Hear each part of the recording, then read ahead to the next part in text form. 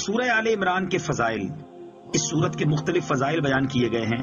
Number 1، حضرت نواس بن سمعان رضی اللہ تعالی عنہ سے روایت ہے اور یہ مسلم شریف کی حدیث ہے کہ نبی اکرم علیہ الصلوۃ والسلام نے ارشاد فرمایا، قیامت کے دن قرآن مجید اور اس پر عمل کرنے والوں کو لایا جائے گا، ان کے آگے سورہ بقرہ اور سورہ آل عمران ہوں گی۔ حضرت نواس رضی اللہ تعالیٰ عنہ فرماتے ہیں کہ رسول کریم صلی اللہ تعالیٰ علیہ وسلم نے ان صورتوں کے لیے 3 مثالیں بیان فرمائیں جنہیں میں آج تک نہیں بھولا۔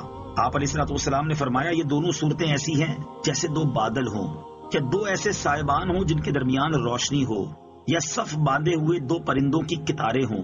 یہ دونوں صورتیں اپنے پڑھنے والوں کی شفاعت کریں گی۔ نمبر 2، حضرت عثمان بن عفان رضی اللہ تعالیٰ عنہ فرماتے ہیں، جو شخص رات میں سورہ آل عمران کی آخری آیتیں پڑھے گا تو اس کے لیے پوری رات عبادت کرنے کا ثواب لکھا جائے گا۔ نمبر 3، حضرت مکحول رضی اللہ تعالیٰ عنہ فرماتے ہیں، جو شخص جمعے کے دن سورہ آل عمران کی تلاوت کرتا ہے تو رات تک فرشتے اس کے لیے دعائیں کرتے رہتے ہیں۔